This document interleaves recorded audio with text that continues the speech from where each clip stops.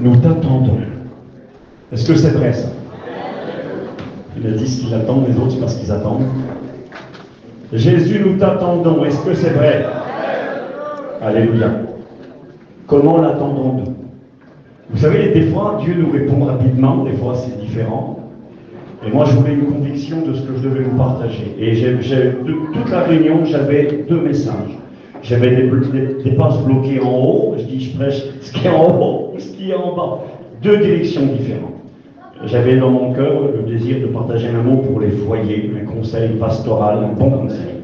Parce que vous savez, je ne vais pas prêcher ça parce que dans mon cœur, ça me dit de faire autrement. Mais je voulais juste vous dire ça. De venir au séminaire, c'est bien. C'est un cadeau que Dieu vous fait, que Dieu nous fait. C'est terrible, je pense à ce verset depuis le départ. Ce passage biblique exactement. Un jour, Jésus va parler avec les apôtres et il va dire cette parole, il va dire quelques-uns de ceux qui sont ici ne mourront pas, qu'il n'ait vu le royaume de Dieu venir avec puissance et gloire. Et il est écrit quelques jours plus tard, il prit avec lui Pierre, Jacques et Jean. Il y avait les 12 apôtres, il y avait 70 disciples et beaucoup d'autres encore, mais sur la multitude, 3 furent choisis pour être privilégiés. Il va les amener avec eux sur une haute montagne. Et dans mon cœur, le Seigneur me disait, la haute montagne, c'est le séminaire que nous avons. Beaucoup, ça a été dit, auraient aimé venir, ont eu des empêchements, d'autres ont dû revendre les billets parce qu'il y a eu des soucis, des tracas. Donc des fois, on ne peut pas, on voudrait, mais c'est pas possible. Mais vous êtes là aujourd'hui. Nous sommes là aujourd'hui. Pourquoi? C'est une grâce que Dieu nous fait. Nous sommes des privilégiés. Beaucoup aimeraient être là, mais ils sont bloqués dans des terrains, dans des places désignées, avec des malades, dans les hôpitaux, avec des tracas, des problèmes familiaux. Et Dieu vous a accordé, malgré les soucis de la vie, la grâce d'être ici. Et Dieu me disait, de même que Jésus prit avec lui Pierre, Jacques et Jean, et il les amena sur la haute montagne. Et là, quand ils arrivent là-haut, sur la haute montagne, il est écrit tout à coup, Jésus va changer devant eux. Ils vont voir le Christ comme ils ne l'avaient jamais vu. Ils vont voir la gloire de Dieu. Ce matin, nous avons écouté, Moïse va dire à Dieu, fais-moi voir ta gloire. Un homme qui connaissait Dieu depuis bien des années maintenant, mais qui va encore être surpris par Dieu. Et je crois que Dieu est capable de nous surprendre encore aujourd'hui. On peut connaître Dieu depuis 10 ans, 15 ans, 20 ans, 50 ans peut-être, mais encore être surpris. Nous ne sommes pas arrivés au bout de Dieu. L'éternité sera trop courte pour connaître tout de Dieu. Alors on a plein de choses à découvrir. Et Dieu me disait, eh bien, le Seigneur a permis que vous montiez sur la montagne. Et il a permis que sur la montagne, vous puissiez voir le Christ glorieux et glorifié. Mais il est écrit que tout à coup vont apparaître 2 hommes. Moïse, nous avons un Moïse parmi nous. Le vrai nom, voilà, c'est Moïse, sauvé des eaux. Alors il y a un Moïse, et là Moïse va apparaître, attention, ce n'est pas n'importe qui. Monsieur Moïse, ce matin il en a été question, le libérateur, le législateur, celui qui a donné les lois, le grand Moïse apparaît. Et à côté de lui apparaît le grand Élie. Élie, c'est cet homme qui fait partie, c'était un prophète de l'Éternel, qui fait partie des 2 hommes qui n'ont pas connu la mort jusqu'à maintenant, mais qui ont été enlevés vivants au ciel. Rien. Alors il y a 2 ministères. Il y a les apôtres, les privilégiés, ils sont amenés dans un endroit à l'écart, sur la haute montagne, loin du bruit de la vie, loin du tracas, loin des choses de la vie. C'est nous ici en Espagne, on est sur la montagne, et puis on a des ministères, c'est pas de la prétention. Un ministère, c'est un don que Dieu fait à l'Église, un cadeau. Alors on n'est pas ni le Moïse de la Bible, ni le Élie de la Bible, mais il y a Moïse avec nous. Il y a Isaac, il y a Isaac bien sûr qui est là.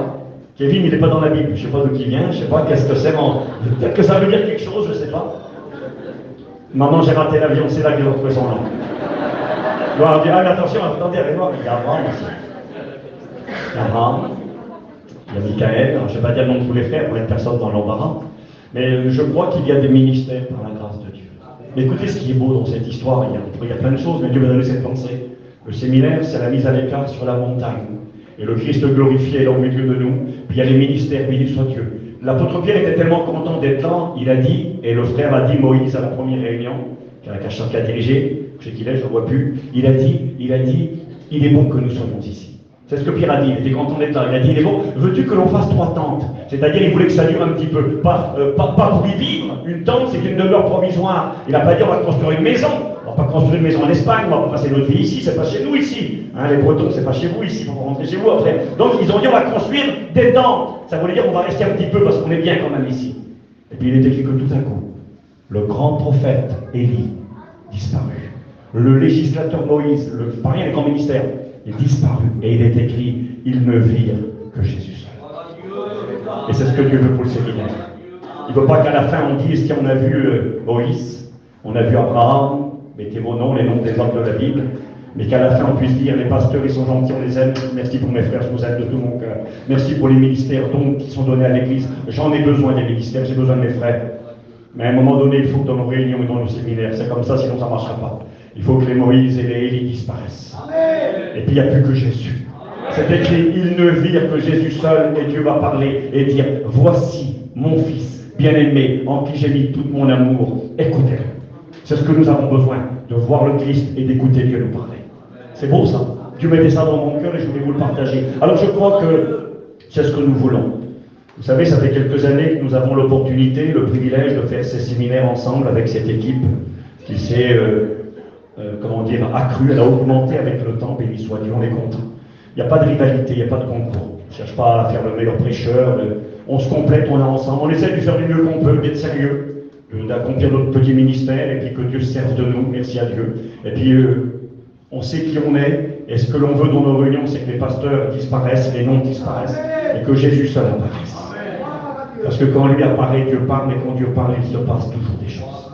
Et je voudrais cet après-midi que Dieu puisse m'utiliser.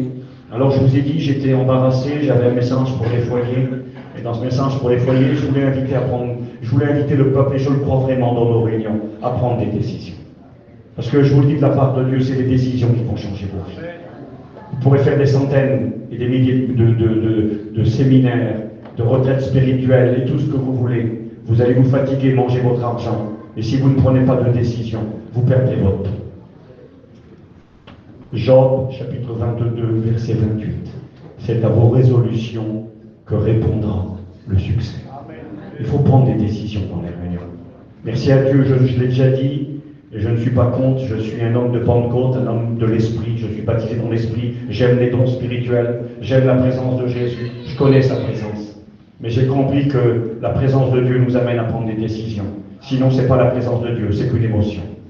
Mais quand c'est la présence de Dieu, quand c'est le Saint-Esprit qui est à l'œuvre, et c'est pour ça que je continue à faire des séminaires, et je ne viens pas en vacances ici. Je n'ai pas de temps à perdre comme personne. Je viens ici parce que je crois que c'est l'œuvre de Dieu. Et je crois que dans nos séminaires, il y a des décisions qui durent. Il y a des personnes qui sont là, qui sont venues avec nous il y a 1 an, il y a 2 ans, il y a 4 ans, et qui ont rendu témoignage. On a reçu.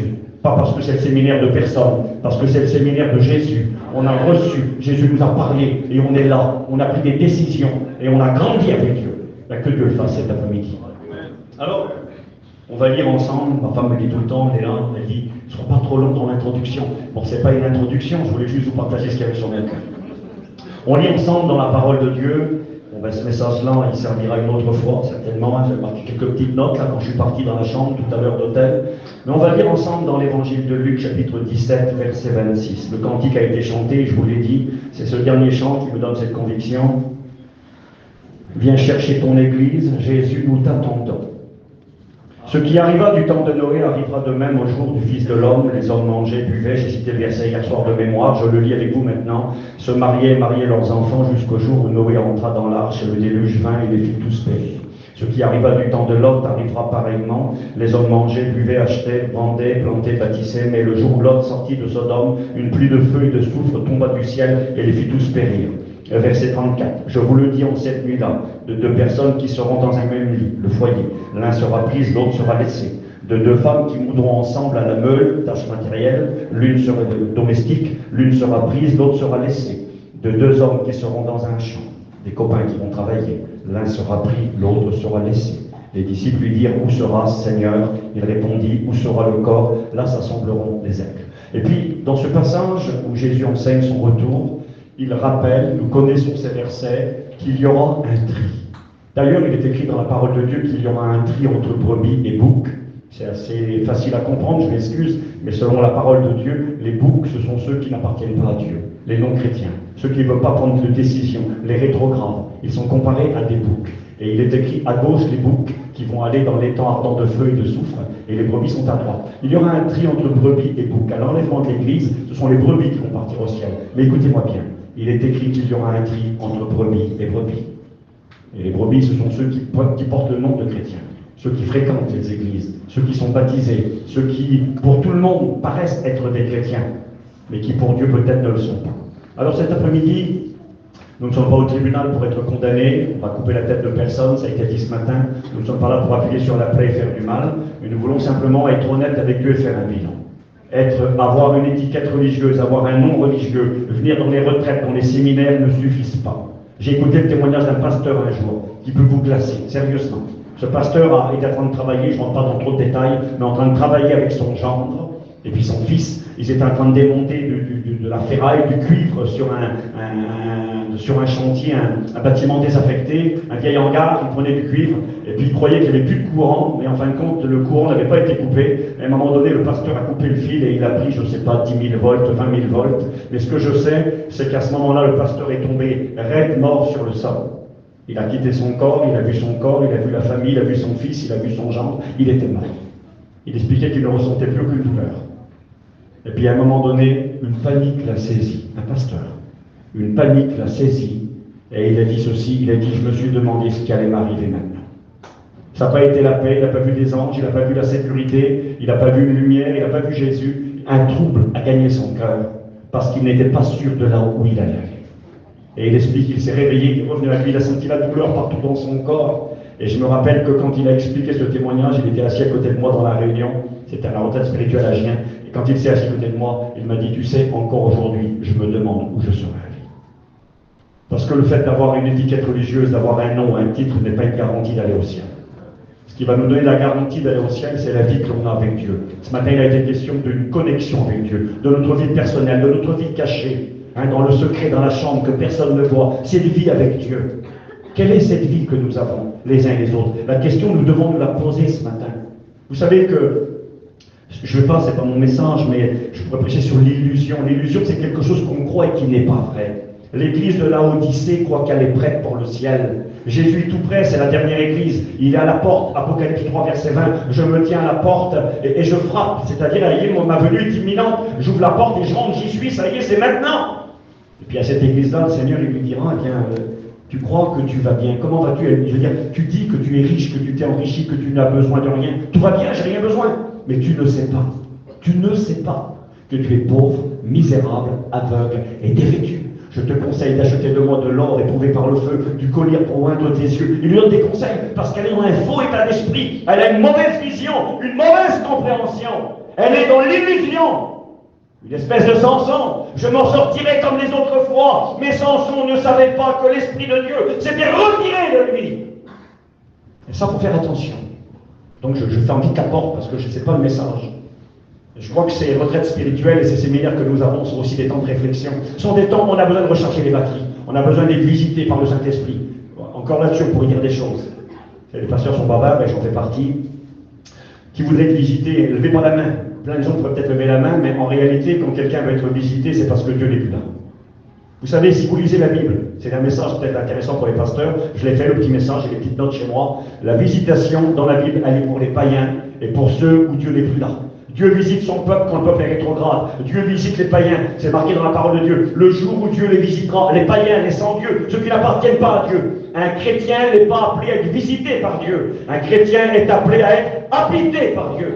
Visiter, je viens chez toi, je passe une demi-heure, je bois un verre de café, un verre de thé, et je m'en vais. Une visite de docteur, on dit des fois. Il vient 5 minutes, il prend la carte vitale et il s'en va. Eh bien, il y a des gens qui veulent des visites de docteur. Être béni 3 minutes, prier, pleurer, être touché, vivre un bon séminaire, et après c'est fini. Eh bien, Jésus ne veut pas vous visiter. Vous voudrez peut-être visiter les inconvertis pour leur montrer qu'il est vivant. Visiter ceux qui n'appartiennent pas à Dieu pour les toucher, les encourager, les renouveler. Et ce que Jésus veut, ce n'est pas vous visiter. Il veut habiter en vous. Jésus a dit, moi et mon Père, nous viendrons. Et nous ferons notre demeure chez lui. La prière dans l'Épître aux Éphésiens, Paul va prier afin que la plénitude de Christ habite corporellement en vous. Jésus veut habiter. Vous savez c'est quoi habiter? Habiter, c'est venir, visiter et rester. Ça veut dire dans le séminaire, il bénit mon cœur, il remplit ma vie. Quand je pars du séminaire, je le ramène avec moi. Je le ramène à Nice pour les Niçois, je le ramène à Paris pour les Parisiens, je le ramène en Bretagne pour les Bretons, je ne le laisse pas au séminaire. C'est là le problème. Trop souvent, on aime bien ces réunions, on est visité par Dieu, mais on le laisse dans la réunion. La réunion McDonald's, je vais au McDo, je prends un menu, je le mange et c'est fini. J'ai un copain qui dit ça, moi. Il dit, l'évangile, c'est comme le McDo, c'est sur place et à emporter. C'est pas juste sur place, mais on l'emporte avec nous, on l'emmène avec nous. Jésus, je ne te laisse pas ici, je te prends avec moi. Tu vas habiter chez moi. J'ai déjà une maison, il y a une place pour toi. Je veux que tu restes chez moi. J'arrive à avancer dans mon message. Jésus revient. Nous ne voulons pas être dans l'illusion, ni des Samson, ni des Laodicéens, des chrétiens de Laodicée qui sont dans l'illusion et se trompent par de faux raisonnements. Nous voulons être des chrétiens authentiques. Et j'aimerais vous parler cet après-midi d'un homme, je vous ai dit, que 2 hommes avaient connu pour l'instant un enlèvement au ciel sans connaître la mort. Élie en fait partie, un prophète par excellence, un homme qui est un modèle, un exemple à imiter, un enseignement pour vous et moi. Mais le deuxième personnage qui n'a pas connu la mort et qui a été enlevé vivant au ciel, il s'appelle Enoch. Et je vais vous parler de ce personnage cet après-midi. Nous allons lire l'Écriture, parce que cet homme sera pour nous un exemple, un moyen de réfléchir, un moyen de faire le point, le bilan. Derrière l'étiquette religieuse, derrière le titre que l'on peut avoir, se poser la question, est-ce que je suis prêt? Peut-être que certains ont écouté je ne sais pas si c'est un témoignage, mais si c'est un témoignage, une anecdote qui est arrivée à notre frère Jimmy, notre président qui est parti près du Seigneur maintenant. C'est un homme qui a beaucoup marqué nos vies, un homme d'esprit, un homme de connaissance, un homme qui aimait la Bible. Et puis il expliquait un jour cette anecdote que j'ai déjà expliquée, mais l'image est tellement réelle, tellement belle.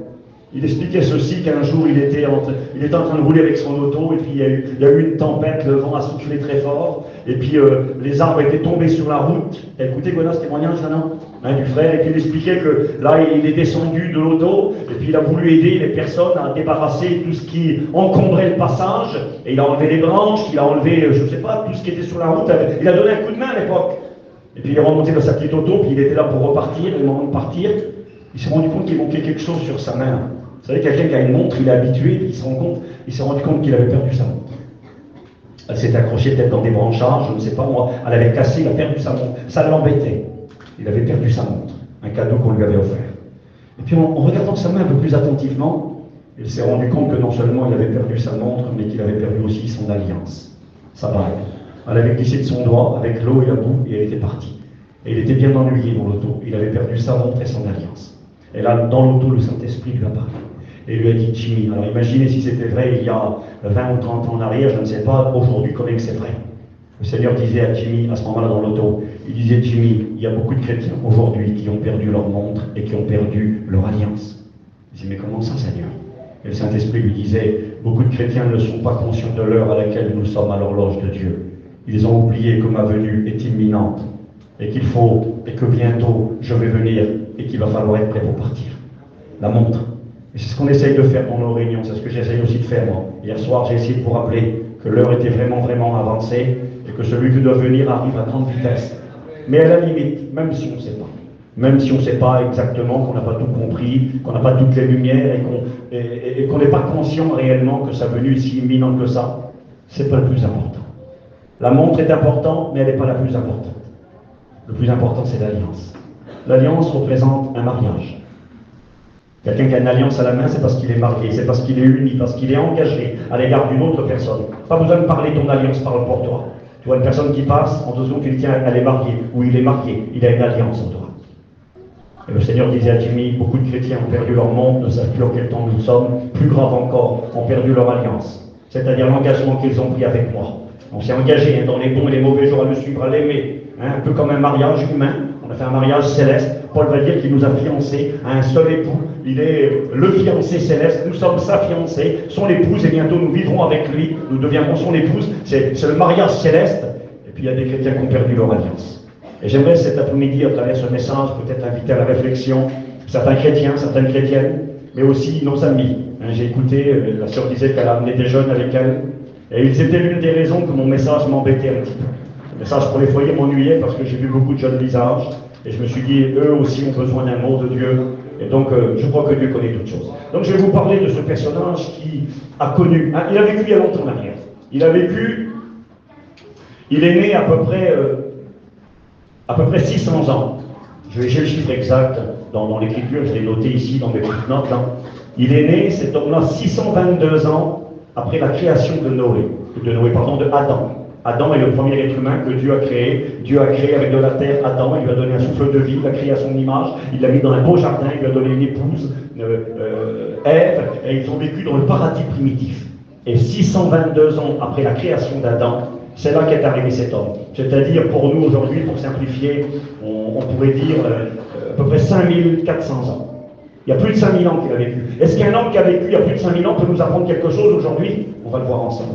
Il est écrit dans Hébreux chapitre 11, verset 7, pas verset 7, pardon, verset 5. C'est par la foi que Enoch fut enlevé au ciel, arpazo, arraché, comme l'Église. C'est par la foi que Enoch fut enlevé pour qu'il ne vit point la mort. Vous voyez, un des deux hommes qui n'a pas vu la mort, il a été enlevé avant que la mort arrive. C'est par la foi que Enoch fut enlevé pour qu'il ne vit point la mort, et il ne parut plus. C'est-à-dire, on ne l'a plus vu, parce que Dieu l'avait enlevé, car avant son enlèvement, écoutez bien, pourquoi a-t-il été enlevé lui et pas les autres? J'ai fait la lecture tout à l'heure, l'un sera pris, l'autre sera laissé. Pourquoi un sera pris, pourquoi l'autre ne le sera pas? Le but, c'est qu'à la fin, on puisse se poser la question, mais est-ce que moi, je vais partir? Est-ce que moi, je vais être laissé ou est-ce que moi, je vais être enlevé? Il va être enlevé, cet homme. Pourquoi? Il est écrit, car avant son enlèvement, il avait reçu le témoignage qu'il était agréable à Dieu. Nous avons ici un homme qui a un témoignage, et un homme dont il est dit qu'il fut agréable à Dieu. Alors on va méditer dans la réunion. Nos vies sont-elles agréables à Dieu? Il faut se poser la question. Est-ce que ma vie est agréable? Quelque chose qui est agréable, c'est quelque chose qui te plaît, quelque chose qui te convient, quelque chose qui te satisfait. C'est agréable, c'est-à-dire j'aime bien ça. C'est quelque chose que j'aime bien. Est-ce que Dieu, quand il regarde ta vie, il peut dire j'aime ta vie, j'aime ton langage, j'aime ton attitude, j'aime ton comportement, j'aime ton cœur, j'aime ta manière de faire, j'aime ta manière de parler, j'aime ta manière de t'habiller, ça m'est agréable. On va le voir ensemble, on va lire la parole de Dieu, que Dieu soit glorifié. Alors on va parler de cet homme qui fut agréable et qui avait eu un témoignage pour le Seigneur. C'est pas trop grave un petit qui bouge. Ce qui est le plus grand, c'est les grands quand ils regardent tous. Donc un petit qui bouge, c'est rien. On regarde la parole de Dieu. Donc on a lu un petit verset qui parle de lui. Et on va en lire un autre si vous voulez bien. D'accord? On lit dans la Genèse au chapitre 5 et on lit à partir du verset 21. Enoch, âgé de 65 ans, eut un fils, engendra Métouchéla, ou Mathusalem. Enoch, après la naissance de Métouchéla, son fils, écoutez bien, marcha avec Dieu. On a un homme qui est agréable, un homme qui a un témoignage, et là une précision supplémentaire. Enoch, après la naissance de Métouchéla, marcha avec Dieu 300 ans. Ça pourrait étonner peut-être nos amis qui ne sont pas accoutumés à la parole de Dieu cet après-midi. Nous sommes ici à l'époque primitive. Les premiers humains qui vivaient sur la terre vivaient 10 fois plus longtemps que nous. 10 fois plus. Les gens pouvaient vivre à peu près jusqu'à presque 1000 ans. L'homme qui a vécu le plus vieux sera le fils de Enoch, qui s'appelle Métouchéla, et qui mourra à l'âge de 969 ans. 10 fois plus. Aujourd'hui, on dirait 96 ans, 100 ans, c'est un grand âge. À l'époque, c'était quasiment 1000 ans. Donc, c'est pour donner une idée, j'avance. Pourquoi Dieu a réduit? Pour deux raisons. D'abord parce que le péché a fait son œuvre de destruction, et à cause du péché, les maladies sont venues, et les jours de l'homme ont été réduits, et aussi parce que Dieu a réduit volontairement les jours de l'homme. Vous savez pourquoi? Parce que l'on vive 1000 ans sur la terre, ou que l'on vive 20 ans sur la terre. Le temps qui nous est donné est un temps pour décider si on vivra l'éternité avec Dieu ou sans Dieu. On pourrait vivre 3000 ans sur la terre, mais si c'est pour vivre pour l'éternité en enfer, ça ne sert à rien.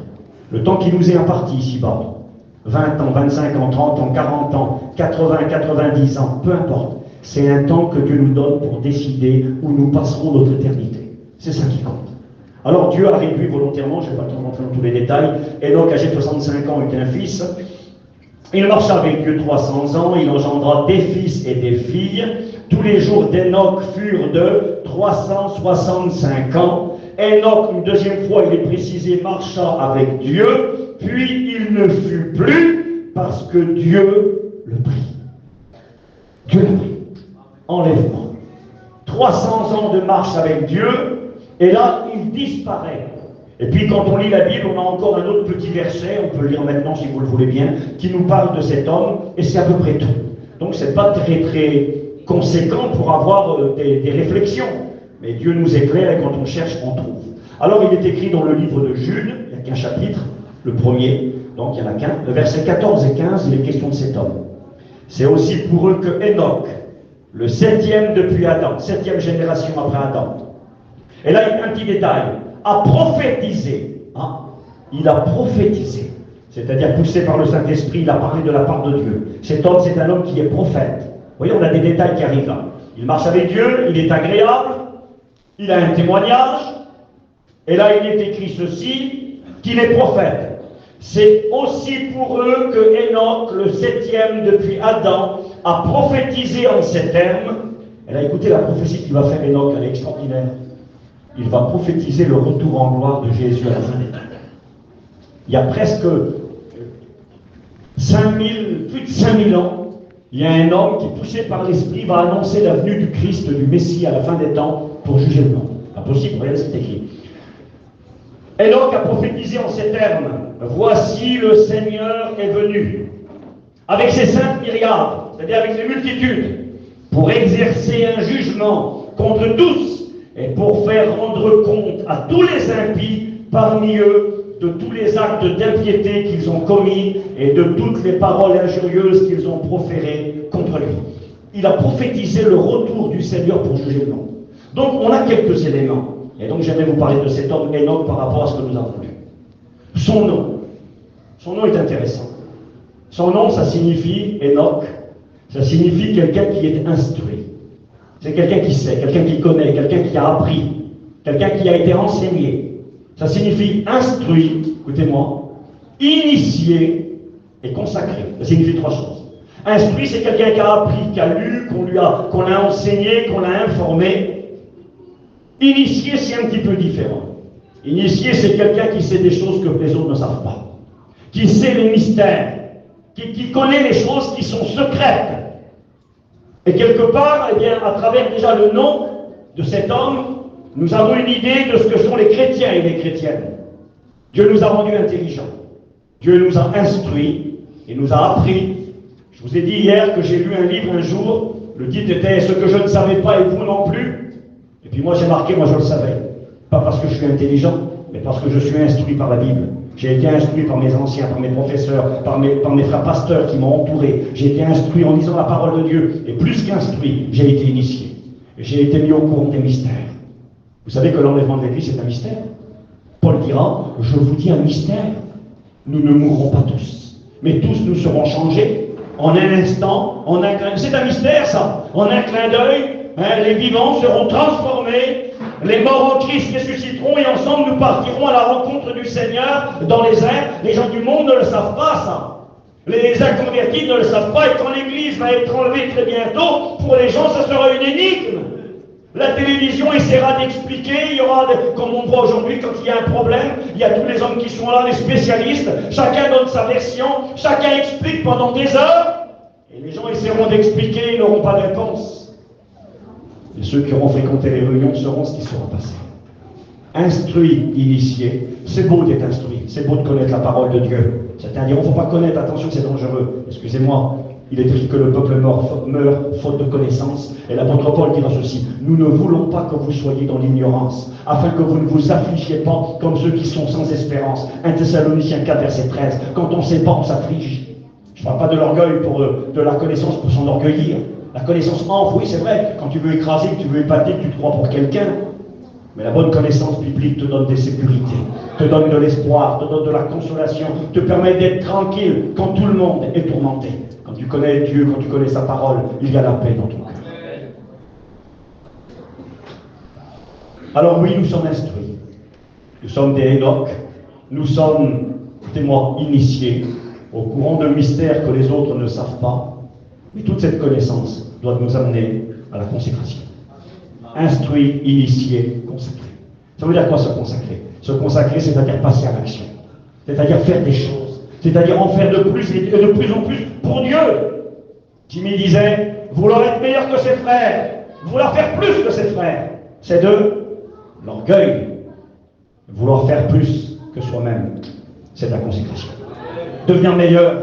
Seigneur, je veux changer, je suis venu au séminaire là. Je ne suis pas juste venu passer une semaine en Espagne, je ne suis pas venu promener à Port-Aventuron à côté, c'est pas un problème, j'ai amené mes petits aussi moi. Mais je suis venu ici pour devenir meilleur. Je suis venu ici pour grandir. Je suis venu ici pour que ce que j'écoute et ce que je comprends m'amène à une consécration. Je veux devenir meilleur. Je veux que ce que j'écoute, eh bien, je le mette en pratique. que je passe à l'action. Je veux vivre une vie de consécration. Enoch, instruit, initié, consacré. J'ai noté ceci, on va voir servir un petit peu. Il y a deux Enoch qui ont vécu quasiment à la même époque, au début biblique, au début de l'humanité. Il y a ce Enoch-là qui sera enlevé au ciel vivant parce qu'il marchait avec Dieu, parce qu'il avait un témoignage et qu'il était agréable. Mais en même temps, il y a eu un deuxième Enoch, ils avaient le même nom. Mais l'autre, c'était le fils de Caïn. Il descendait de Caïn. Vous savez, Adam et Ève ont eu deux fils. Le premier s'appelait Caïn. Et puis ils ont eu un fils, Abel. Je ne rentre pas dans tous les détails. Caïn a tué Abel. Et Dieu a donné un autre fils à Adam, qui s'appelait Seth. Et la Bible déclare que de Caïn et de Seth, il y a eu deux descendances qui se sont formées. Et là, peut-être que ça va répondre à la question de quelques-uns qui lisent la Bible et qui s'interrogent. On va le voir là dans quelques minutes. Ceux qui descendaient de Caïn, on les a appelés les fils de l'homme ou les fils des hommes. Les filles des hommes et les fils des hommes. Et ceux qui descendaient de Seth, qui était le fils qui avait quelque part remplacé Abel, ce garçon Seth était attaché à Dieu, il aimait Dieu. Et il a eu des enfants, et c'est de cette descendance que vient Enoch, et c'est de cette descendance que vient Noé. Eh bien, cette descendance-là, on les appelait les fils de Dieu. Il y avait les fils de Dieu qui aimaient Dieu, qui servaient Dieu, la descendance de Seth, et il y avait la descendance de Caïn qui étaient les gens de la terre. Et c'est terrible parce que dans la descendance des fils de Dieu, il y en a un qui s'appelle Enoch. Dans la descendance des fils de l'homme, il y en a un qui s'appelle Enoch. Caïn va avoir un fils. Il va l'appeler Enoch. Instruit, initié, consacré. Il n'est pas instruit, initié, consacré pour Dieu. Il est instruit, initié et consacré pour la terre. Instruit, initié et consacré pour les choses du monde. C'est un spécialiste, il aime le monde. Regardez ce qui est marqué dans la Bible. Je vous lis l'Écriture. Dans le livre de la Genèse, toujours, au chapitre, juste avant, au chapitre 4, il est écrit ceci, je regarde si je trouve le verset 17. Caïn eut un fils, il l'appela Enoch. Il bâtit ensuite une ville, et il donna à cette ville le nom de son fils, Enoch. Enoch engendra Irad, Irad engendra Méhoujaël, et puis ça avance, et il dit ceci, il eut un fils, Lémec. Lémec prit deux femmes, le nom de l'une était Ada et l'autre Sina. Adam enfanta Jabal, et il dit, ils furent ceux qui vivent sous des tentes, et puis il avance, après il va parler de ceux qui vont faire de la musique, ceux qui vont faire les choses de la terre, et nous voyons que la descendance là, de Caïn avec Enoch vont être des gens du monde, des gens de la terre, et l'un qui va prendre deux femmes, Ada et Sila, ça veut dire proche et éloigné, une qui était belle pour montrer à tout le monde, et une autre qui s'occupait des gosses à la maison. On voit là le premier foyer cassé, le premier foyer où il y a de la misère qui s'installe, ce sont les descendants de Enoch, le mauvais Enoch. Quelque part Dieu me disait ça. Si tu aurais dit à l'époque, tu connais Enoch? Oui, je connais Enoch, mais lequel que tu connais? Pourtant, ils avaient le même nom, mais ce n'étaient pas les mêmes. Et écoutez ce que Dieu m'a dit. Dieu m'a dit dans mon cœur, quand je méditais ce message, les deux Enoch, on a le même nom, mais on n'est pas les mêmes. Et tout simplement parce qu'il y a chrétien et chrétien. Tout le monde est chrétien. Les chrétiens, tout le monde lève la main. Oui, on est tous chrétiens, d'accord? Mais excusez-moi, il y a chrétien et chrétien. Il y a Enoch et Enoch. Il y a le Enoch qui est instruit, qui est initié et consacré pour Dieu. Mais il y a le Enoch qui est instruit, initié et consacré pour le monde. Vous savez, on a le même nom, on est des chrétiens, mais Dieu sait qui sont les vrais. Il y aura un tri entre brebis et brebis, que Dieu soit glorifié. Enoch, je vous l'ai dit, quand il va naître, c'est un descendant de Adam, par la lignée de Seth. Quand il va naître, Adam était âgé de 622 ans. C'est pas très dur à faire le calcul, parce que si vous lisez votre Bible, c'est marqué, écoutez, Adam âgé de 130 ans eut un fils, il l'appela Seth. Après, c'est marqué plus loin, Seth âgé de 105 ans, eut un fils, Enoch. Après, c'est marqué, Enoch âgé de 90 ans, eut un fils, Kénan. Et quand tu fais les calculs, tu te rends compte, comme ça un peu plus loin, que quand Enoch va naître, Adam était âgé de 622 ans. Et la Bible nous apprend que Adam est mort à 930 ans. Alors tu fais un petit calcul, 930 ans moins 622 ans, et tu arrives à 308 ans. Ça veut nous dire à nous, qui sommes là cet après-midi, il y a une raison pour laquelle je vous dis ça. Ça veut nous dire à nous que Enoch a côtoyé Adam pendant 308 années. Pourquoi je dis ça? Je dis ça parce que Enoch, lui, il n'a pas la Bible. Il n'a pas les écrits de Moïse, Moïse n'existe pas. Il n'a pas la Genèse, il n'a pas le Pentateuque, il n'a pas les évangiles, il n'a pas la Bible. Je ne vais pas dire plus que la Bible, mais il a un témoin oculaire. Adam est l'homme qui a été créé des mains de Dieu.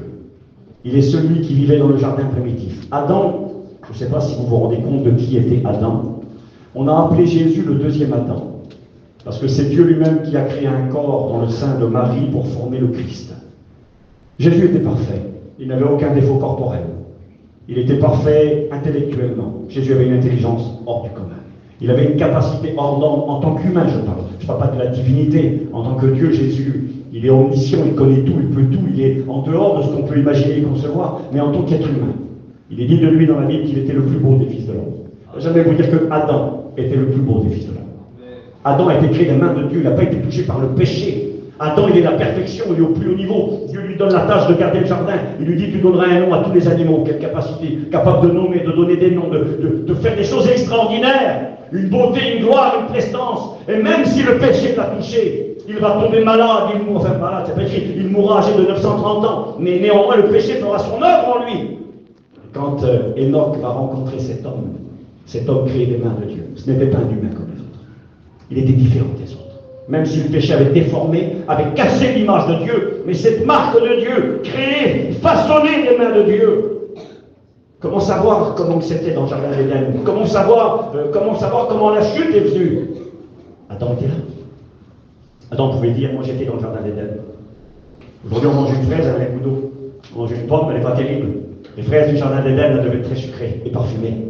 Les arbres avaient d'une beauté exceptionnelle. Les grands cours d'eau qui traversaient le Tigre, le Frat, j'en ai parlé un petit peu hier soir, ce grand jardin d'Éden qui mesurait des milliers de kilomètres carrés, où Dieu lui-même résidait, où Christ venait visiter. C'est marqué dans Proverbe 8, qu'il trouvait son plaisir parmi le Fils de l'homme, et qu'il jouait sans cesse dans la présence de Dieu sur le globe de la terre.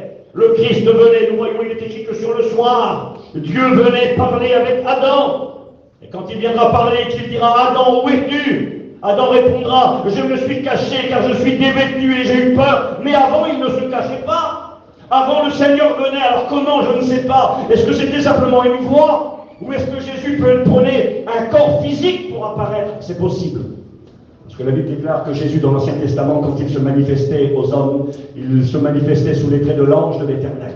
C'était un humain, un corps humain qui apparaissait. Mais c'était un être spirituel, c'était Jésus. Il prenait l'apparence, on appelle ça une théophanie, une apparence d'un corps humain pour venir parler, communiquer avec les hommes. Rappelez-vous, lorsque le Seigneur va annoncer la destruction de Sodome et de Gomorrhe, 2 anges vont venir dans la ville, mais il est écrit qu'ils étaient accompagnés de l'Éternel. Dieu était avec eux. Et cet Éternel, c'était Jésus. Jésus a parlé avec Abraham. Il lui a annoncé la destruction des villes de Sodome et de Gomorrhe. Et là, il y a eu cette apparition du Christ, une théophanie. Eh bien, le Seigneur venait dans le jardin d'Éden. Écoutez pourquoi je vous dis ça. Pour que vous compreniez que cet homme Enoch, c'était un homme qui était instruit et initié.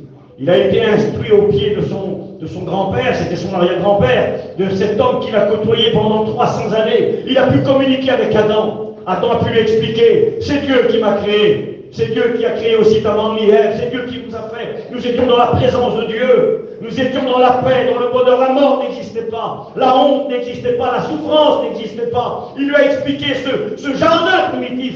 Mais que s'est-il produit? Le péché est entré dans le monde. Adam a dû dire à son fils, à son petit-fils, j'ai ouvert la porte. Avec ta maman, on a ouvert la porte. On a écouté le diable qui est venu sous les traits d'un serpent et qui nous a trompés, nous a roulés dans la farine. Et puis la mort est entrée, la peur est venue. Et puis Caïn, il a tué l'autre fils. Et il a expliqué. Et puis toutes ces conséquences terribles du péché.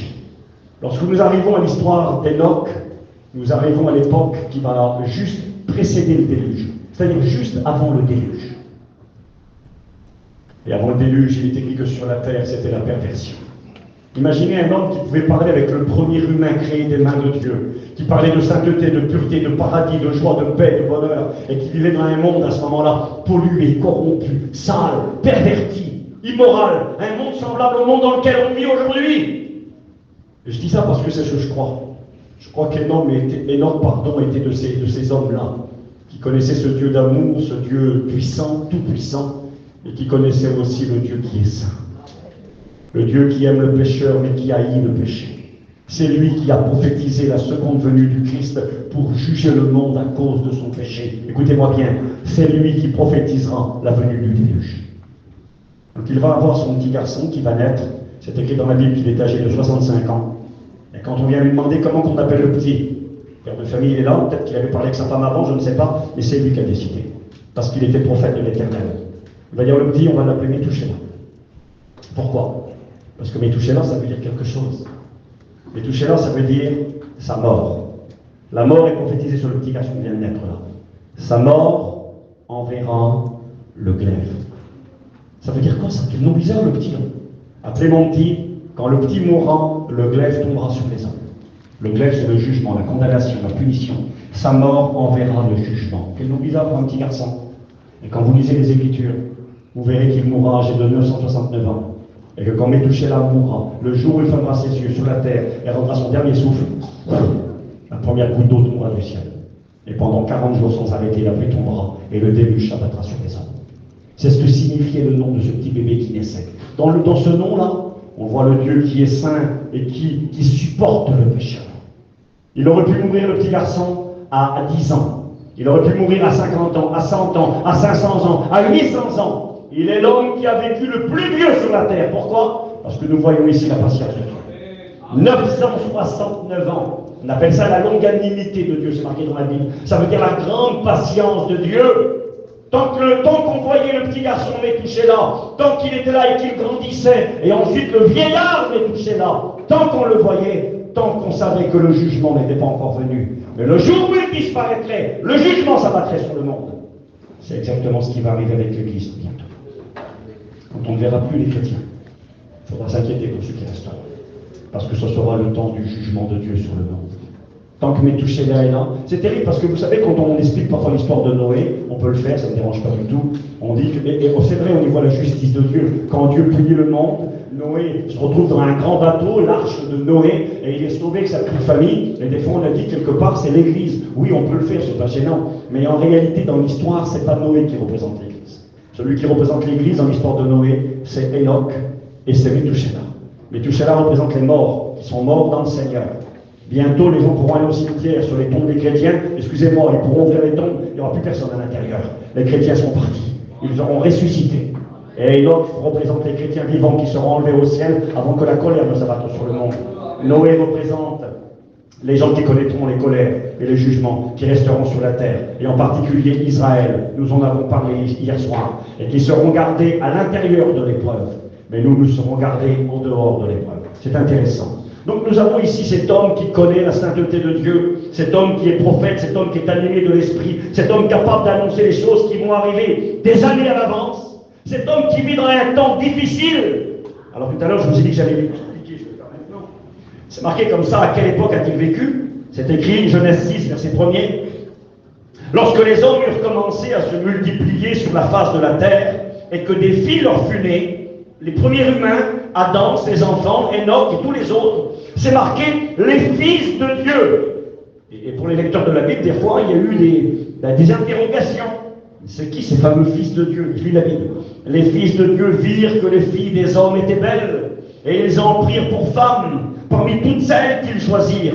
Alors, à ce moment-là, quand les fils de Dieu ont pris pour femmes les filles des hommes, à ce moment-là, l'Éternel dit: mon esprit, le Saint-Esprit, ne contestera pas toujours avec l'homme, car l'homme n'est que chair et ses jours seront de 120 ans. Et là, c'est marqué, c'est assez bizarre. Les géants étaient sur la terre en ce temps-là. Après que les fils de Dieu furent venus vers les filles des hommes, il y a des enfants qui vont naître, on les a appelés les géants. Et qu'elles leur eurent donné des enfants. Ce sont ces héros qui furent fameux dans l'Antiquité. L'Éternel vit que la méchanceté des hommes était grande sur la terre et que toutes les pensées de leur cœur se portaient uniquement vers le mal. Alors l'Éternel se repentit d'avoir fait l'homme sur la terre. Il fut affligé en son cœur et l'Éternel dit: j'exterminerai de la terre l'homme que j'ai créé. À ce moment-là, il est question, nous avons lu, les fils de Dieu vont se marier avec les filles des hommes. Ils vont avoir des enfants qui vont devenir des héros célèbres dans l'Antiquité, et il est même dit que c'était des géants. Et il y avait les géants sur la terre. Alors on sait, le monde s'est imaginé, les théologiens bibliques se sont imaginés plein de choses. Je vais vous donner une explication que eux disent. Ils disent que les anges se sont mariés avec des êtres humains, des femmes, des êtres humains parce qu'elles étaient belles, et ils ont eu des enfants qui sont devenus des super-héros. les fameux dieux de la mythologie grecque, de la mythologie romaine, les Zeus, les Apollon, les Jupiter, et toutes ces choses qui n'existent pas, qui sont un mensonge. Mais c'est pas ça du tout que dit la Bible. La Bible, quand elle parle des fils de Dieu et des filles des hommes, je vous l'ai dit, les fils de Dieu, c'était les descendants de Seth. C'était la généalogie fidèle, ceux qui aimaient Dieu, ceux qui servaient l'Éternel dans la voie que Dieu avait enseignée. Et nous avons les fils de Dieu qui étaient les descendants de Caïn, qui étaient des gens qui avaient la même origine pourtant, mais qui s'étaient détournés de Dieu, qui aimaient le monde et servaient que la terre, que les choses de la terre. Et à un moment donné, il va y avoir un mélange entre le monde et l'Église. On pourrait dire aujourd'hui, entre le monde et les choses de Dieu. Les enfants de Dieu, ça a été dit hier par un frère prédicateur qui nous a rappelé qu'il ne fallait pas qu'un jeune chrétien ou une jeune chrétienne se marie avec un inconverti. C'est ce qui s'est passé à ce moment-là. Il y a eu un mélange et ils ont eu des enfants. Certains vont dire oui, mais c'est pas parce qu'un chrétien se marie avec une chrétienne qu'ils vont avoir des enfants que ça va être des géants. Le mot géant, c'est pas forcément comme on le comprend nous. Ça ne veut pas dire des géants qui mesuraient 3,80 m de haut. Le mot géant, c'est le mot néphilim en hébreu. Et néphilim, je ne vous fais pas un cours d'hébreu, je ne parle pas hébreu. Ça vient du mot nafal. Nafal, ça veut dire ceux qui sont tombés. Ceux qui sont tombés. C'était des géants, pas en taille, mais des géants dans le mal. C'était des héros, oui, des héros pour les gens de l'époque. Comme aujourd'hui, on dirait, t'as vu l'homme, il s'est battu que le monde, il a tué 10 hommes. Quel homme, il en a tué 10, tout seul. Il a retaillé le monsieur, il a déchiré, il a pris 3 millions d'euros. On se craint dans le monde. C'est des géants. Il a pris 3 millions d'euros, monsieur. Il en a tué 10. Il a bu 20 litres de vin, de bière ou de whisky, si vous voulez. Dans le monde, on est fiers de ça. C'est la référence, c'est des géants. Quel homme? Il boit tant de litres d'alcool, il se bat avec tant d'hommes, il a retaillé le monsieur, il a pris 10 millions d'euros. C'est une fierté, c'est des géants. Pour le monde, mais pas pour Dieu. Ce sont des déchus. C'était des géants, oui. À ce moment-là, il y a eu une confusion. Le peuple de Dieu s'est mélangé avec le monde. Et parce que le peuple de Dieu s'est mélangé avec le monde, il n'y avait plus de repères. Les petits enfants grandissaient dans des foyers, il y avait une maman inconvertie, un papa qui prétendait appartenir à Dieu, et puis influencé par les femmes. Les maris se sont détournés de Dieu et les petits n'avaient plus de repères. Et ils sont devenus des géants dans le mal. C'est ça que ça veut dire. Des géants dans le mal. Plus de repères, plus de lignes à suivre, plus d'exemples à imiter. C'est à cette époque-là que Enoch là. Il apparaît dans un monde perverti, dans un monde où il n'y a plus de repères, dans un monde où les fils de Dieu sont mélangés avec les filles des hommes. Ça, c'est une mise en garde pour l'Église des temps de la fin. Ne soyons pas des gens mélangés avec le monde. Vous savez que c'est comme ça, hein, dans l'Apocalypse. Regardez, le Seigneur va reprocher à une église. C'est dans l'Apocalypse, au chapitre 2. C'est l'église de Pergame. Vous voyez ce que le Seigneur dira à cette église. Écrit à l'ange de l'église de Pergame, Apocalypse 2, verset 12. Voici ce que dit celui qui a l'épée aiguisée à 2 tranchants. La parole de Dieu, il sépare, on ne peut pas le tricher à lui. Je sais où tu demeures. Je sais que là où tu demeures est le trône de Satan. Une drôle d'habitation. Tu retiens mon nom, il y a le trône de Satan. Et là, écoutez ce qu'il dira. J'ai quelque chose contre toi. C'est que tu as là des gens qui sont attachés à la doctrine de Balaam, qui enseignait à Balak de mettre une pierre d'achoppement devant les fils d'Israël. C'est quoi cette histoire-là? Tu as des gens dans ton église qui sont attachés à la doctrine de Balaam, qui enseignaient à Balak de mettre une pierre d'achoppement, une pierre de chute devant les enfants d'Israël. C'était quoi cette pierre de chute? Vous lisez dans le livre des Nombres, c'est marqué comme ça. Voici, ce sont elles, les femmes, qui, sur la parole de Balaam, le prophète, ont entraîné les enfants d'Israël à l'infidélité envers l'Éternel. Dans l'Ancien Testament, il y avait un peuple qui voulait maudire Israël, le peuple de Dieu. Il voulait les maudire, il voulait les vaincre. Ils sont allés voir un prophète qui s'appelait Balaam. Ils ont dit, Balaam, dis-nous comment faire. Viens, on va te payer. Maudis ce peuple, maudis Israël. Balaam est venu avec eux, il a voulu maudire Israël. Puis il a dit, excusez-moi, je ne peux pas maudire Israël. Ils sont bénis par Dieu, je ne peux pas les maudire. Mais prononce une malédiction, on va te payer. Vous pouvez faire ce que vous voulez, je ne peux pas maudire, ils sont bénis de Dieu. D'accord. Comment faire alors? Et Balaam est venu. Il a dit, moi je ne peux pas les maudire. Je vous donne un petit crayon. Donnez-leur vos filles, faites marier vos filles avec leurs fils, et vous verrez. Vos filles, ils vont les détourner de Dieu, ils vont servir les faux dieux, et quand ils vont servir les faux dieux, eh bien Dieu va se détourner d'eux, et la colère de Dieu va tomber contre eux. Regardez-moi. Il est écrit qu'à cause de ce qu'avait fait le peuple sur le conseil de Balaam, il y a eu 24 000 morts parmi le peuple d'Israël. Vous savez comment la paix s'est arrêtée? C'était terrible, il ne faut pas faire ça bien sûr aujourd'hui. Mais à l'époque, comment ça s'est arrêté? Il est écrit qu'il y avait un petit jeune homme d'Israël, un fils de Dieu. Il s'était marié avec une fille des hommes, elle était belle, elle était resplendissante. Il l'a ramenée chez lui dans le campement d'Israël. Il l'a prise devant Moïse, il l'a montré. le grand homme de Dieu, aucun respect, c'est le monde dans lequel on vit, aucune pudeur. Il a ramené la païenne, il était fier, il l'a ramené chez lui dans sa tente. C'est écrit que le fils de Aaron filait. Il a pris une épée, un javelot exactement. Il est rentré à l'intérieur de la tente. Vous lirez chez vous dans Nombre au chapitre 25. Il a pris le javelot et il a tué la jeune fille et il a tué le jeune homme qui était là. Et c'est marqué que quand Dieu a vu ça, la colère s'est arrêtée et la plaie a cessé. C'était quelque chose d'abominable. Vous savez pourquoi? Pour nous, spirituels, on n'a plus personne, nous. Mais spirituel, quand tu te maries avec le monde, quand tu commences à regarder les choses du monde, à convoiter les choses du monde, oui, mais elle est belle. Elles étaient belles, ces filles-là. Et c'est vrai, dans le monde, il y a des belles choses. C'est beau, le monde. C'est attrayant, c'est attirant. Et aujourd'hui, je m'excuse, mais c'est une réalité parfois dans l'Église. On a du mal à faire la distinction entre le monde et l'Église. Entre le saint et le profane. On s'habille comme le monde. On veut avoir la même mode que le monde, le même langage que le monde, le même but que le monde, les mêmes désirs, les mêmes projets que le monde. Un homme a dit, j'ai été dans le monde, j'ai trouvé l'Église. J'ai été dans l'Église, j'ai trouvé le monde. Il y a des gens du monde qui nous donnent des leçons des fois. Un homme a dit ça. Il a dit, pour quitter le monde, il faut une seconde. Seigneur, je te donne ma vie, je deviens chrétien. Et pour que le monde sorte de nous, il faut des amis. Oui, c'est vrai ça. Quitter le monde, il faut une seconde. Seigneur, je te donne ma vie, ça y est, je suis chrétien. Mais je te donne ma vie, mais je t'en ramène avec moi. Hein. Pour sortir toute ma vie, donc il faut du temps des fois. Il faut que j'avance avec vous. Enoch vit dans cette époque de compromis, de tiédeur spirituelle. Ces chrétiens de Laodicée et de Pergame qui sont mariés avec le monde, la doctrine de Balaam. On ne fait plus la distinction. L'Église qui vit comme le monde, qui parle comme le monde, qui a les mêmes buts, les mêmes désirs que le monde, je vous l'ai dit. Et donc dans ce temps-là, bien lui, ne va pas faire comme les autres.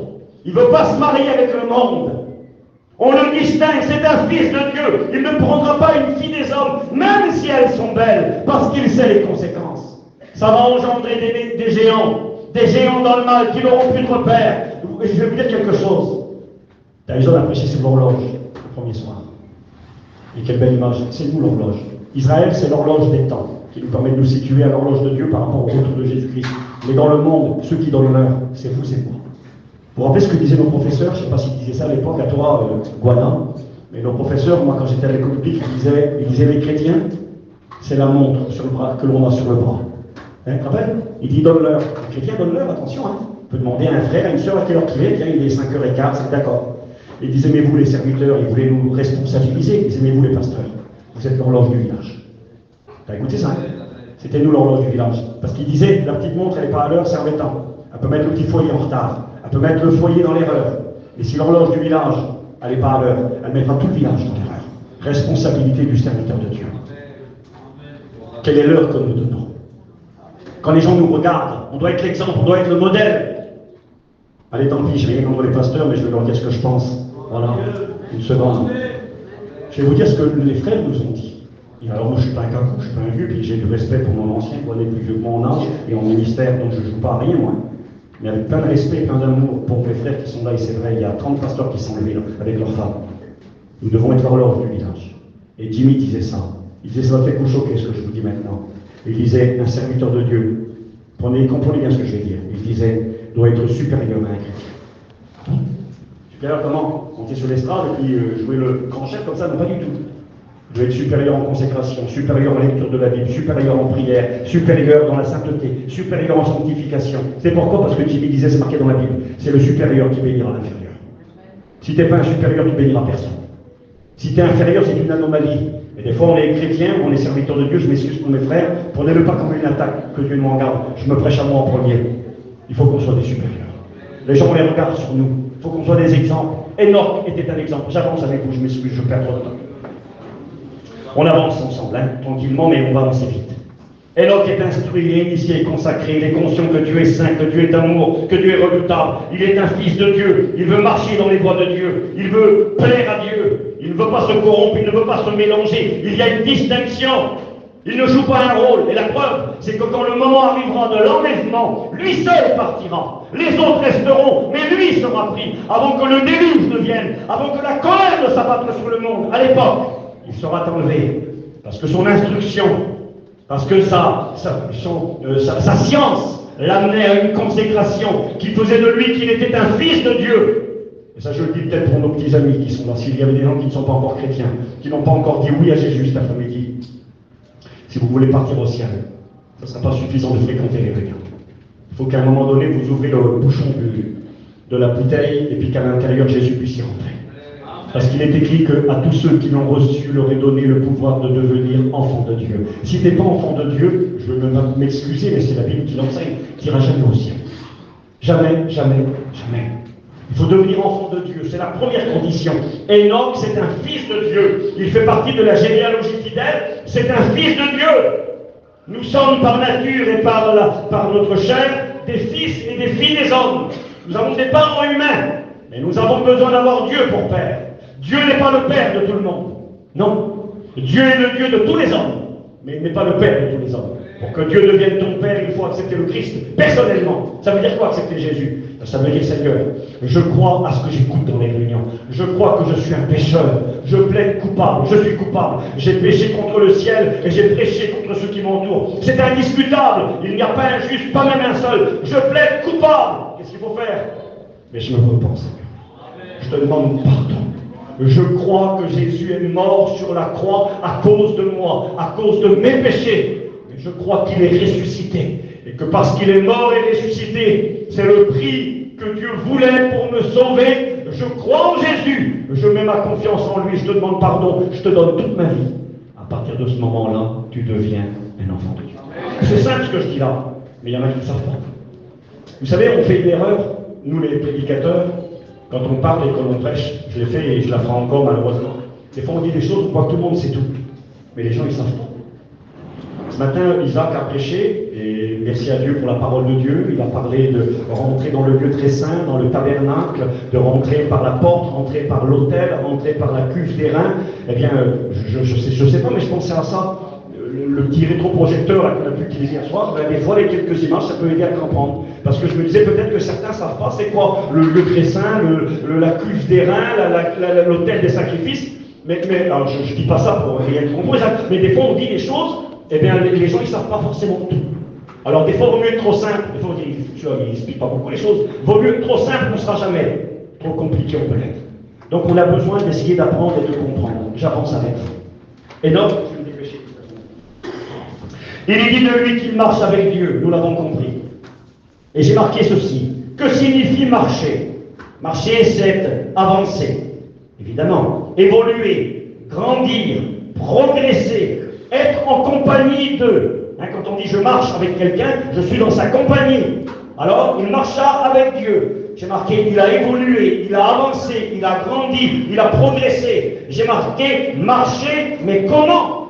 Comment marcher avec Dieu? Est-ce que quand tu regardes ta vie, tu vois un progrès? Est-ce que tu vois une évolution? Vous savez, un bébé qui vient, tout à l'heure, le petit est venu, le petit est venu jouer avec l'auto, là.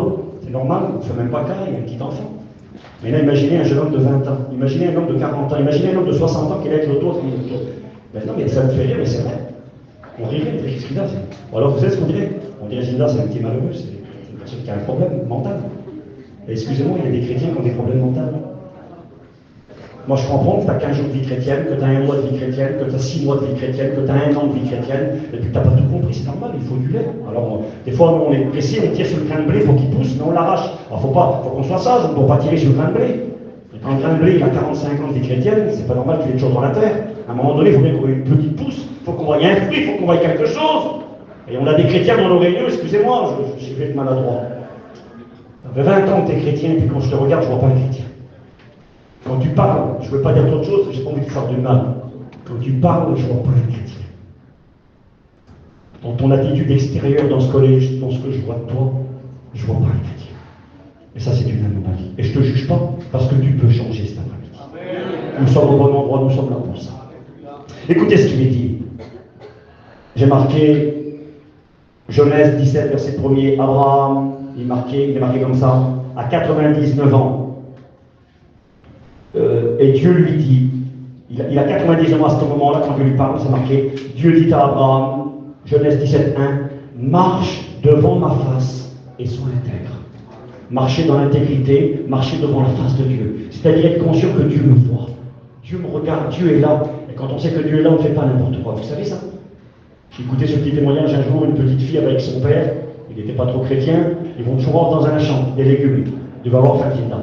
Ils vont toujours dans le champ, et le petit dit à sa petite, il dit, ma fille, regarde partout, et si tu vois quelqu'un, tu m'avertis pour qu'on se sauve.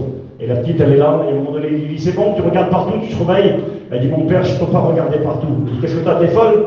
Il dit, je te dis de regarder, si un monsieur vient, on va se faire ramasser. Regarde, s'il n'y a personne. Regarde derrière toi, regarde autour de toi. Elle a dit, mon père, je peux regarder autour de moi, je peux regarder derrière moi et devant moi, mais je ne peux pas regarder partout. Il dit, qu'est-ce que tu as? Comment tu ne peux pas regarder partout? Elle a dit, mon père, je ne peux pas regarder vers le ciel. Comment ça? Elle a dit, dans le ciel, il y a Dieu, et on ne pourra pas empêcher Dieu de nous voir.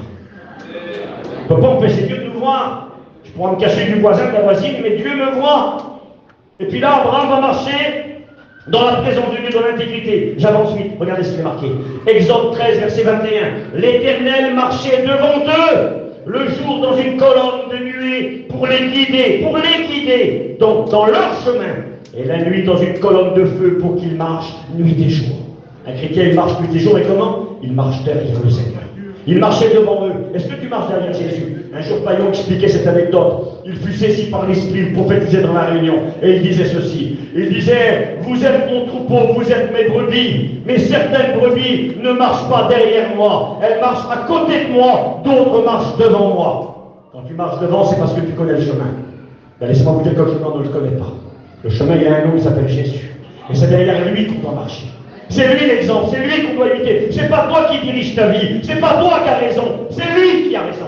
Et il doit marcher devant toi. Quand c'est moi qui commande, je fais ce que je veux, je vais où je veux, je m'habille comme je veux, je parle comme je veux, je me comporte comme je veux. C'est moi qui marche devant. Et si je marche devant, je vais me perdre. Et l'homme marchait avec Dieu, mais il marchait derrière le Seigneur. Allez, c'est marqué ici, j'ai noté les versets. Deutéronome 1, verset 30. L'Éternel, votre Dieu, marchera devant vous, et il combattra lui-même pour vous. J'ai marqué, restons derrière lui. Quelle sécurité! 1 Roi 9, 4. Et toi, si tu marches en ma présence, comme a marché David, ton père, parole adressée à Salomon, si tu marches dans ma présence, dit le Seigneur, comme a marché David, ton père, avec sincérité, c'est beau, un cœur vrai, sincérité de cœur, et avec droiture, faisant ce que je t'ai commandé, alors je te bénirai. Quel bon conseil, j'avance pour pas trop parler. 1 Roi 14, 8. David a marché après moi, dit le Seigneur, de tout son cœur, faisant ce qui est droit à mes yeux. 2 Rois 2, 11. Comme il continuait à marcher, Élie monta au ciel et fut enlevé. Psaume 15, verset 2. Celui qui marche dans l'intégrité. Psaume 26, verset 3. Je marche dans la vérité. C'est bon ça, hein? Marcher dans la vérité, marcher dans l'intégrité, marcher avec sincérité, marcher avec cœur, marcher derrière lui. Enoch marcha avec Dieu et il ne fut plus. Comment marches-tu? J'avance. Proverbe 28, verset 26. Celui qui marche dans la sagesse sera sauvé. Michée 6, verset 8. Marche humblement avec ton Dieu. J'avance. Il fut agréable à Dieu. Comment marches-tu? Réfléchis. Est-ce que tu es agréable à Dieu? Je lis des versets, on ne va pas trop parler. Psaume 133, verset 1er, un verset très dur à vivre aujourd'hui. Beaucoup plus dur que par le passé, il semblerait. Oh, qu'il est bon, qu'il est agréable, il fut agréable à Dieu, qu'il est agréable et qu'il est doux pour des frères de demeurer ensemble. C'est comme l'huile précieuse qui tombe sur la tête d'Aaron, coule sur sa barbe, ses vêtements. C'est comme la rosée de l'Hermon qui tombe sur les montagnes de Sion. Il est écrit, c'est là que l'Éternel envoie la bénédiction et la vie pour l'éternité. Qu'il est bon, qu'il est agréable pour des frères d'être ensemble. Vous savez que c'est dur d'être pour des frères d'être ensemble. On a plein de problèmes dans les églises. Les gens ne se supportent plus. Les chrétiens ne se supportent plus. Les pasteurs ne se supportent plus. On claque la porte et on dégage. On ne peut plus se pardonner, on ne peut plus être ensemble. On peut être dans le même lieu et ne pas être ensemble. C'est écrit dans les Actes des Apôtres, vous lirez chez vous. Le mot ensemble, il revient constamment. Pierre et Jean montèrent ensemble au temple à l'heure de la prière. Ils étaient tous ensemble dans le même lieu. Et le Saint-Esprit descendit sur eux, tous ensemble. Vous savez que c'est la condition pour voir la gloire de Dieu. C'est écrit dans Matthieu 18, versets 19 et 20. Si deux s'accordent sur la terre pour demander quelque chose en mon nom, cela leur sera accordé par mon Père qui est dans les cieux, car là où deux ou trois sont rassemblés en mon nom, je suis au milieu d'eux. Vous savez, on pourra prier pendant 10 ans. Je dis ça parce qu'il n'y a rien. Je vois mon frère qui est là, Abraham, je l'aime de tout mon cœur, on n'a rien entre nous. Et je pourrais prendre Abraham par le cou, je serrer fort, mettre ma main sur le malade avec lui et dire Seigneur, bénis, Seigneur, glorifie, parler en hébreu, parler en grec, en latin, crier au secours. Je pourrais chanter 50 cantiques, mettre la main sur le malade. Si je ne suis pas avec toi, Abraham, excuse-moi, c'est du cinéma, il n'y aura rien. On fera du bruit, on criera, on fera semblant, je ne prends pas le coup, je ne peux pas le dire. J'ai un conflit avec lui, je ne veux pas le pardonner, je ne veux pas le supporter, je ne veux pas lui parler, c'est vite. pourrais le prendre comme ça, mais Dieu connaît, Dieu sait que c'est pas vrai. Je suis pas avec lui. Et si on est ensemble, c'est pas facile d'être ensemble. Vous savez, Jésus l'a dit un jour dans Luc chapitre 17. Si quelqu'un vous fait du mal, et le Seigneur dira, je ne vous dis pas de le pardonner 7 fois. Mais je vous dis de le pardonner 7 fois 70 fois par jour. Ça fait 490 fois par jour. Ça fait 1000 fois tous les 3 minutes dans une journée de 24 heures. Tu dors pas de la nuit, et tous les 3 minutes, il vient, puis tu fais une misère, bon c'est bon, je te pardonne, allez, on reste ensemble. Puis il revient 3 minutes après, je te pardonne. Et 3 minutes après, je te pardonne. Et 3 minutes après, j'en fous une. Je me fais rire, mais c'est vrai. Alors qu'est-ce que ça voulait dire ça? Mais Jésus est en train de dire, il faudra tout le temps pardonner. Il faudra tout faire pour garder le lien de l'unité ensemble. Il faudra tout faire, parce que si vous n'êtes pas ensemble, il ne se passera rien. Que Dieu nous y aide. Je ne veux pas perdre trop de temps, mais j'ai marqué de plus en plus difficile. J'ai marqué même si tu as raison, parfois on a raison, attention, on a raison. C'est peut-être plus dangereux plus quand on a raison. Mais tu as raison, si elle cause le trouble et la division, tu la fous dans ta poche et tu la tête. J'ai parlé avec un homme un jour, il a voulu me reprendre dans la Bible, et puis moi j'accepte d'être riche, je connais pas tout, puis je fais des erreurs. Mais c'est un homme prétentieux et orgueilleux, puis qui voulait discuter doctrine pour se battre avec moi. Et moi je me bats avec personne. Puis quand il a voulu, j'ai vu qu'il voulait se battre. Et je lui ai dit ça, il est tombé mort. Je lui ai dit, écoute mon frère, je suppose, allez, je discute même pas avec toi. Je dis, c'est toi qui as raison. Il est tombé mort, il croyait que j'allais lui dire qu'il avait tort et me battre avec la Bible. Je lui ai dit, écoute, allez, je dis, c'est toi qui as raison. Allez, j'y supposons, je dis, c'est toi qui as raison. Mais j'ai dit, dis-moi le fruit, qu'est-ce que ça a donné comme fruit? Allez, c'est toi qui as raison, t'es le champion du monde, c'est toi qui as la vérité, d'accord? Donne-moi le fruit. Et il m'a dit, écoute, ma famille ne parle plus, je suis tout seul, je suis en guerre avec lui, je suis en guerre avec l'autre, je suis en guerre avec l'autre. Dans l'église, il n'y a plus personne, l'église elle est morte. Je dis, c'est ça, t'as raison. Ben, je dis, excuse-moi mon frère. Et ben, je dis, t'as raison, mets dans ta poche et mets un mouchoir aussi. Parce que si j'ai raison, si c'est pour ça fait la guerre avec mes frères, et puis dans l'église il n'y a plus rien, tout est mort, ben ma raison, je la fous dans ma poche. Et puis entre parenthèses, je vous le dis quand même, t'as pas toujours raison. Parce que des fois on croit qu'on a toujours raison quand même. Oui, j'ai raison de mettre dans la poche, mais j'ai quand même raison. Ben, même si on a raison, on a tort. Et puis des fois, on a tort aussi, parce qu'on croit tout le temps qu'on a raison. On n'a pas toujours raison. C'est agréable, j'avance. La prière des hommes droits lui est agréable. Psaume, Proverbe 15, verset 8. Acte 10, 35. Celui qui craint le Seigneur et pratique la justice, lui est agréable. Que c'est beau. Proverbe 12, 22. Ceux qui agissent avec vérité lui sont agréables. 1 Timothée 2, verset 1 à 3. Faire des prières, des supplications, des requêtes et des actions de grâce pour tous les hommes. Cela est bon et agréable devant Dieu notre Sauveur. Faire du bien à ses parents et sa famille, c'est agréable. 1 Timothée 5, 4. Faites du bien à vos familles. Faites du bien à vos parents. Certains vont dire, Michou, c'est bon pour mes enfants qui écoutent ça. On peut avoir 50 ans si on a la grâce d'avoir ses parents. Faites du bien à vos parents. Moi, j'ai la grâce d'avoir mes parents. Et je veux leur faire du bien. Que Dieu nous y aide. Je parle pas, je parle de trop, je m'excuse. On a compris. Est agréable. Marcher. Témoignage. J'ai marqué, quel est ton témoignage? Quel témoignage as-tu? Qui es-tu? Que vis-tu? Es-tu un Lot? Lot, il avait un témoignage. Le Seigneur lui a dit que la ville avait été détruite, que tout le monde allait mourir, que le lendemain, il n'y aurait plus rien. Et il a été témoigné. Il a été voir ses petites, ses filles mariées, ses petits-enfants. Hein, mon garçon, il faut partir. Les anges sont venus chez moi. Demain, tout sera brûlé, tout sera détruit, c'est la fin. Tout va être sans dessus, tout ça va être le chaos. Demain, il n'y a plus rien. Mon fils, il faut partir. Ma fille, il faut sortir. C'est marqué comme ça. Aux yeux de ces gens, l'homme parut plaisanter. Excusez-moi, un plaisantin, un rigolo. On a des chrétiens plaisantins, on a des chrétiens rigolos. Ils voudraient que la famille se convertisse, mais ils n'ont pas de témoignage. Tu sais, il faut être prêt pour aller au ciel. Et puis ton fils qui te regarde, qui dit, bah tu sais mon père, s'il faut être prêt pour aller au ciel, il peut pas mal de te préparer. Parce que si toi tu vas au ciel, moi aussi je vais au ciel. Parce que nos enfants nous connaissent, nos familles, nos amis nous connaissent. Quel est le témoignage que nous avons? Posons-nous la question. Que Dieu soit béni et glorifié. Genèse 19, verset 14. L'autre, le rigolo. Ne soyons pas des rigolos. Soyons de ceux et celles qui sont capables de sauver leur foyer. Moi, ça va plus terrible, la petite traduction. Regardez. Ça, c'est pour les sœurs, bien sûr, mais c'est valable pour tout le monde. Hein. C'est Pierre qui dira ça. 1 Pierre, promis, j'ai quasiment fini. Allez. 1 Pierre, chapitre 3. C'est marqué, verset 1er, écoutez bien. Femmes, soyez de même soumises à vos maris, afin que si quelques-uns n'obéissent pas à la parole des inconvertis, ils soient gagnés sans parole par la conduite de leur femme. Mais regardez la traduction parole vivante, donc elle est belle. Il est écrit, femmes, soyez soumises à vos maris, etc., afin que leur mari, s'ils n'obéissent pas à la parole, des non-chrétiens, écoutez bien, soient gagnés à la foi, sans parole, par le témoignage silencieux de votre vie quotidienne. C'est bon ça, hein? Par le témoignage silencieux de votre vie quotidienne. Ta petite vie de tous les jours, tu ne fais pas de bruit, mais tu es une fille de Dieu. Tu ne fais pas de bruit, mon frère, tu es un fils de Dieu. Tu n'es pas un rigolo, tu n'es pas un lord, un plaisantin, il est aux portes de la ville, c'est quelqu'un, mais personne ne l'écoute. Un jour, on a demandé à un serviteur de Dieu, un grand théologien, on lui a dit, monsieur, c'est quoi la meilleure doctrine? C'est quoi, pardon, la meilleure traduction de la Bible? Vous savez que les Bibles qu'on a, là, elles sont écrites en hébreu, en grec et en araméen.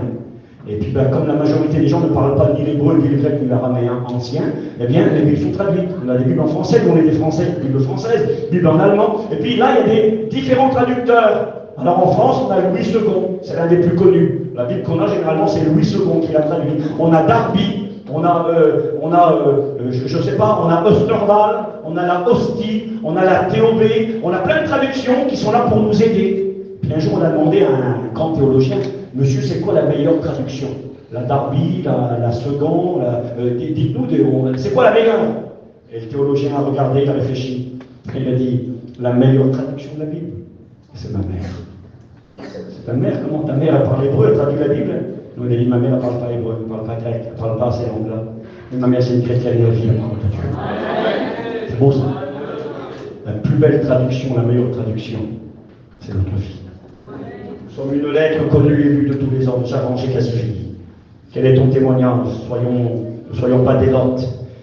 Quel genre de témoins? Sommes-nous les témoins de Jésus? Jésus a dit dans Acte 28, vous serez mes témoins. Vous savez qu'il y a des faux témoins. Psaume 27, verset 12. Il y a des témoins fidèles. Apocalypse 2, 13. Antipas, mon témoin fidèle. Tu sais quoi, un témoin fidèle? Alors écoutez, il y a deux opposés là. Proverbe 21, 28. Le témoin menteur périra. Proverbe 14, 25. Le témoin véridique délivre les âmes. Différent, hein? Le témoin menteur, il périt. Le témoin véridique, il délivre les âmes, il apporte la vie. 3 Jean 1, 12. Que le Seigneur permette qu'on puisse dire ça de vous et moi. L'apôtre Jean va écrire à un homme et lui dira, tous, et la vérité elle-même, rendent un bon témoignage à Démétrius, nous aussi, nous lui rendons un bon témoignage. Seigneur, le témoignage, tout le monde, la vérité, et nous aussi on est obligés. On est obligés. Il a un bon témoignage, c'est un authentique. Hébreux 11, 2, il est question du témoignage favorable. Alors je termine, il est tard, je m'excuse. Le petit résumé de ce message, je l'ai écrit sur une feuille, je ne sais pas si je la verrai, c'est pas grave. Nous avons vu que Enoch fut enlevé au ciel. Pourquoi lui et pas les autres? Il marcha avec Dieu. Comment marches-tu? Il eut un témoignage. Quel témoignage as-tu? Témoignage favorable. Et il ne fut plus 300 ans. Vous savez, il ne faut pas s'imaginer ce temps. Aucun de nous vivra 300 ans. À l'époque, 300 ans. J'ai marqué persévérance. Il avait des enfants, il avait des soucis. Il vivait dans un monde perverti, corrompu, où le mal était appelé bien comme aujourd'hui. Mais il marchait avec Dieu quand même. Persévérance, fidélité, constance. Et j'ai marqué pourquoi 300 ans? Parce qu'il avait trouvé son compte avec Dieu. 300 ans, t'attends de marche arrière. Hein? Attends de dire, bon ben écoutez, je me suis trompé, j'ai pas fait une bonne affaire. Je repars en arrière. 300 ans plus tard, qu'est-ce que tu fais, Enoch? Je continue. C'est bon, je vais persévérer. Il n'y a pas le choix, je ne vais pas aller ailleurs. Et c'est marqué, il marcha avec Dieu et il ne fut plus parce que Dieu le prit. Car avant son enlèvement, il avait reçu un témoignage favorable. Il fut enlevé. Bientôt, il va y avoir un tri. L'un sera pris, l'autre sera laissé. Quel genre de Enoch es-tu? Instruit, initié, consacré pour le monde ou pour Dieu? Vas-tu prendre des décisions dans ce séminaire et dire oui, Seigneur? Moi, je vais partir. Le témoignage n'était peut-être pas terrible. Parfois en pleurant de la réunion, hein, déçu, non pas en disant le Seigneur, aide-moi s'il te plaît. Je veux changer, il a raison le frère. Je suis un rigolo chez moi. Excusez-moi les sœurs, je suis une rigolote quand je parle chez moi. Les gens ne prennent pas au sérieux. Je n'ai pas grandi avec toi, je n'ai pas progressé. Je suis toujours la même, je suis peut-être même pire qu'avant. Seigneur, je voulais changer. Je veux que ce séminaire soit un changement, un tournant dans ma vie. Et puis si tu n'es pas revenu l'année prochaine, quand je reviendrai, j'aurai quelque chose à dire. L'année dernière, j'ai pris des décisions, j'ai changé. Ça a bougé chez moi. Mon mari s'est converti. Mes enfants sont convertis.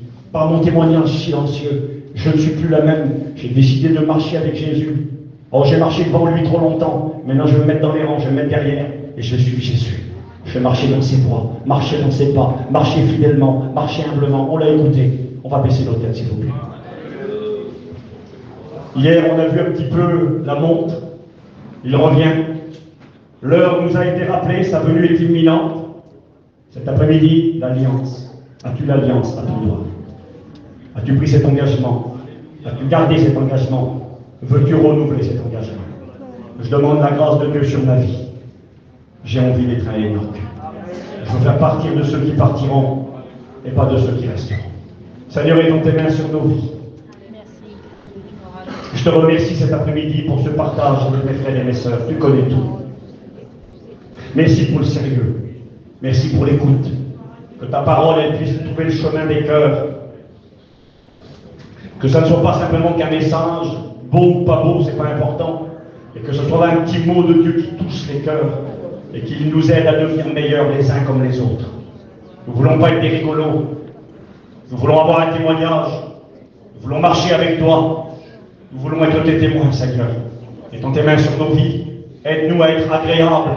Que nos vies te soient agréables. Nous l'avons écouté dans nos prières, dans notre consécration, dans notre communion, dans la grâce de pardonner. L'apôtre Pierre avait raison, c'est pas facile. Et c'est là qu'il a dit, Seigneur, viens au secours, augmente notre foi. Viens nous aider, Seigneur, à nous supporter, à nous aimer, à faire ta volonté, à être des authentiques, des véritables, afin que bientôt, quand tu reviendras, nous puissions partir avec toi. Dans tes mains sur nos cœurs, dans tes mains sur nos vies. Et j'aurais aimé qu'on ne se sépare pas comme ça, mais qu'on puisse chanter juste un cantique. Et le temps d'un cantique, c'est de 3 minutes, que tu puisses parler à Dieu. Taïsa, viens chanter un cantique, s'il te plaît, frère. Et pendant 3 minutes, le temps du cantique, tu parles au Seigneur. S'il te plaît, prends des décisions. À tes résolutions répondra le succès. Change. Dieu connaît ta vie. Dieu sait qui tu es chez toi, qui tu es dans ton travail, qui tu es avec ta femme, qui tu es avec ton mari, qui tu es avec tes enfants. Dieu te connaît. Il y a Enoch et Enoch, il y a chrétien et chrétien. Sois un vrai, s'il te plaît, sois un vrai. Demande à Dieu de t'aider cet après-midi, le temps du cantique. Dis, Seigneur, je veux partir, garde-moi et moi. Je veux pas être quelqu'un qui vient aux réunions, qui vient dans les séminaires, qui fait des kilomètres, qui perd son temps, qui mange ses sous pour rien. Je veux aller au ciel. Je veux partir avec toi. Alors demande-lui son aide, il va te rendre capable. Alléluia. Le temps du cantique, tout le monde comme si je l'ai pris, Seigneur. Et prenez des décisions, renouvelez vos engagements. S'il c'est nécessaire, vous écouté ce matin, eh bien demandez pardon à Dieu. Il va vous pardonner et vous renouveler. Alléluia.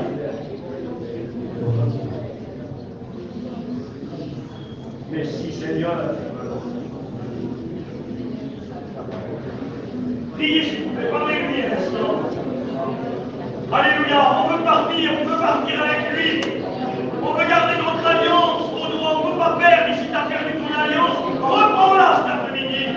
Lui va te renouveler. Le Père du Fils prodigue a dit, mettez-lui l'anneau au doigt. Il avait perdu son anneau. Laisse-le mettre l'anneau à ton doigt. Il va te rendre capable. Demande-lui à ta place, s'il te plaît. C'est sérieux, alléluia. Bénissons, Seigneur.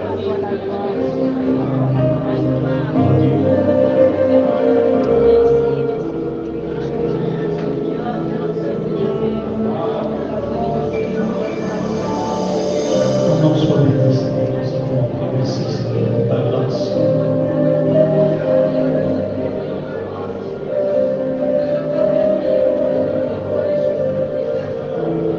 Alléluia, priez, Seigneur. Demandez à Dieu d'enlever le mélange de vos vies. On ne peut pas être marié avec le monde, on est marié avec Jésus, alléluia. Alléluia. Je n'ai pas su garder mon vêtement blanc. Je me suis approché du corps de ce client et je me suis nourri de ce qu'il y avait en lui. Sans m'en apercevoir, j'avais désobéi. Je n'ai pas su garder mon vêtement blanc, les yeux de la beauté m'ont fait perdre l'onction.